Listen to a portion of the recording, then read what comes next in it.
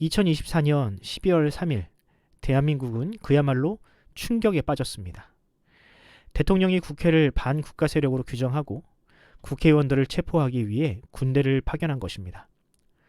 1979년 12월 전두환이 그러했던 것처럼 대통령은 방첩사와 특전사를 동원하여 헌정 질서를 무너뜨리려 했고, 군대의 일부 지휘관들은 상급자의 부당한 명령을 그대로 수행했습니다. 군인들은 일반 시민을 향하여 총을 겨눴고 케이블 타이를 이용하여 제압을 시도했습니다. 하지만 모든 군인이 그렇게 했던 것은 아닙니다.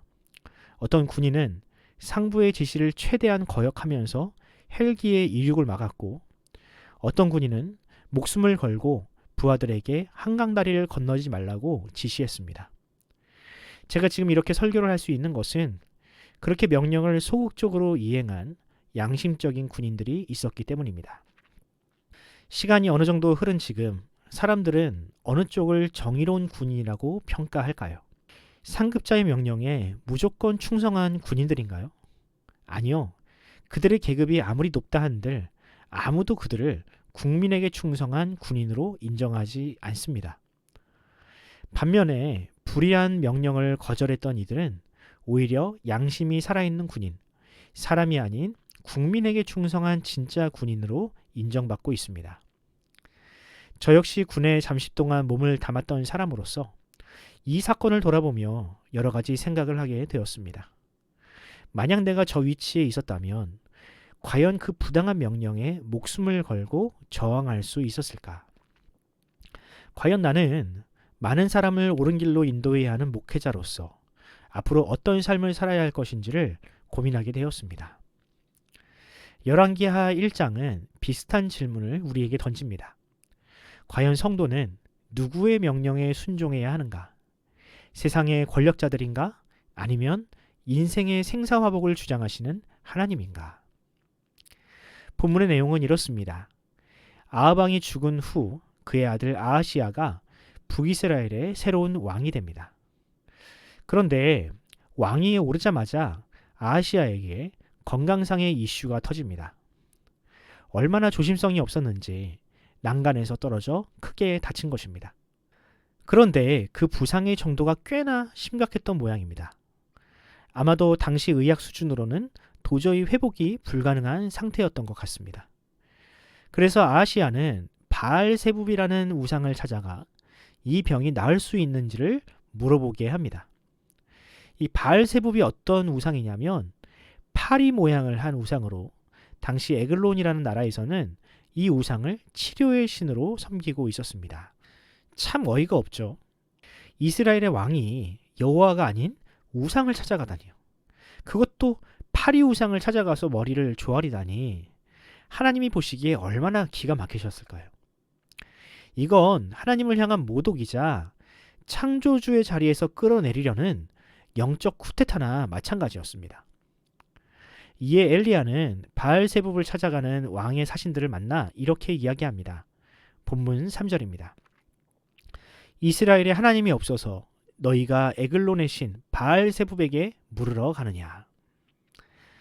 이 말씀은 단순한 질책이 아니라 하나님을 무시하는 아하시야에게 내리는 경고였고 동시에 심판의 선언이었습니다. 물론 아하시야는 이 경고를 듣고도 회개하지 않았습니다. 오히려 왕은 엘리야를 잡아오라고 군인들을 보냅니다. 그런데 여러분, 과연 아하시야의 목표가 엘리야였을까요? 아니요. 아하시야는 지금 하나님을 향해서 선전포고를 한 것이나 마찬가지였습니다. 바알세붑에게는 머리를 조아리면서 하나님은 굴복시키려는 교만한 태도를 취하고 있는 것입니다. 아하시야의 명령을 받은 첫 번째 지휘관은 50명의 군사를 거느리고 엘리야를 찾아갑니다. 그리고 이렇게 이야기합니다. 본문 9절 말씀입니다.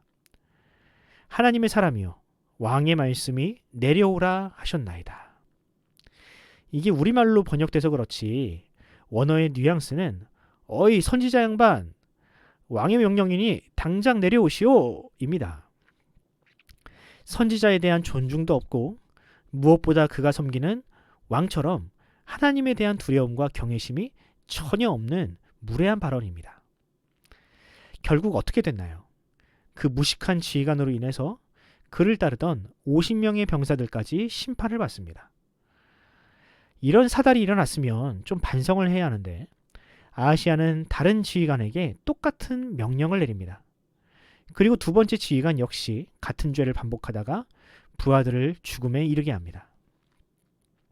물론 아하시아는 그럼에도 반성을 하지 않았죠. 또 다른 지휘관을 보내는데 세 번째 지휘관은 조금 달랐습니다. 그는 엘리야 앞에 엎드려 이렇게 간청합니다. 본문 13절입니다. 하나님의 사람이여, 원하건대 나의 생명과 당신의 종인 이 50명의 생명을 당신은 귀히 보소서. 세 번째 지휘관은 자신이 섬기는 왕처럼 교만하지 않았습니다. 그는 사람의 명령이 아니라 하나님의 권위 앞에 엎드릴 줄 알았습니다. 결국 어떻게 됐습니까? 그는 살아남았고 그를 따르던 부하들도 함께 살아남았습니다.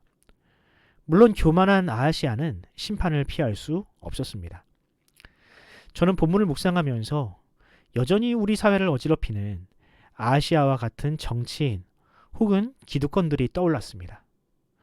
교만한 왕과 두 지휘관처럼 국민을 존중하지 않고 권력자 곁에서 기생하며 그저 자신의 사리사욕과 출세만을 생각하는 사람들이 오버랩 되었습니다. 그리고 기도했습니다. 하나님께서 그 교만한 사람들을 심판하신 것처럼 그들도 심판해달라고. 자신들의 기득권을 놓치지 않기 위해 국민의 눈에서 피눈물을 나게 만드는 그들을 심판하심으로 하나님의 살아계심과 공의로우심을 보여달라고 기도했습니다. 사랑하는 성도 여러분, 그리스도인은 이 세상에서 자신이 몸담고 있는 조직과 질서에 순종하는 사람입니다. 하지만 동시에 하나님의 살아계심을 믿고 오직 하나님만을 두려워해야 하는 사람입니다. 그럼 어떻게 우리는 하나님의 주되심을 보여줄 수 있을까요? 입으로 나는 교회를 다니는 사람이라고 광고하고 다니면 되나요? 아닙니다. 그리스도인은 모든 일을 겸손과 사랑으로 수행하는 사람입니다. 그리스도 예수께서 제자들의 발을 씻기시고 십자가를 지시기까지 낮아지신 것처럼 모든 일에 겸손함으로 나의 소속이 어디에 있는지를 보여줄 수 있어야 합니다. 무엇보다 매사에 정직하고 겸손하게 임해야 합니다. 하나님은 그렇게 겸손한 사람을 사용하십니다. 만약 여러분이 겸손으로 무장되어 그리스도의 향기를 나타낸다면 하나님은 반드시 여러분이 맡은 조직을 살리실 것이며 여러분을 따르는 사람들도 복을 받게 될 것입니다. 기억하십시오. 겸손은 약함의 증거가 아니라 오직 강한 자만이 할 수 있는 선택지입니다. 예수님은 전능하시기에 자신을 낮추실 수 있었습니다. 그렇게 자신을 낮출 줄 아는 지도자, 하나님의 뜻을 두려워하며 섬기는 지도자, 사람의 생명을 소중히 여기는 지도자, 그런 지도자가 있는 나라와 공동체는 반드시 복을 받습니다. 바라기는 그런 좋은 지도자를 만나는 복이 우리에게 임하기를 바랍니다. 우리나라가 그런 좋은 지도자를 만나기를 소원합니다. 무엇보다 우리가 맡은 자리에서 그런 겸손한 사람이 되어서 그 복을 세상에 흘려보내는 복된 인생이 되기를 간절히 소원합니다. 기도하겠습니다. 우리에게 겸손의 모범을 보이시고 참된 경건의 능력을 보여주신 주님, 주님의 은혜와 사랑에 감사드립니다. 우리는 권력을 휘두르고 힘을 숭배하는 것을 성공이라고 믿었지만 주님은 우리에게 겸손과 사랑만이 참된 능력임을 알게 하셨습니다. 주님, 이제 우리도 주님께서 가신 그 길을 가기를 원합니다. 세상의 권력자들을 두려워하는 것이 아니라 살아계신 하나님을 두려워하고 그 말씀에 순종하는 삶을 살겠습니다. 연약한 우리의 심령을 굳세게 하시고 어떤 상황에서도 그리스도의 향기를 잃어버리지 않는 주님의 군사로 우리를 사용하여 주시옵소서.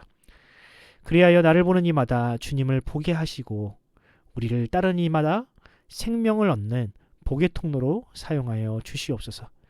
감사드리며 우리 구주 예수님의 이름으로 기도합니다. 아멘.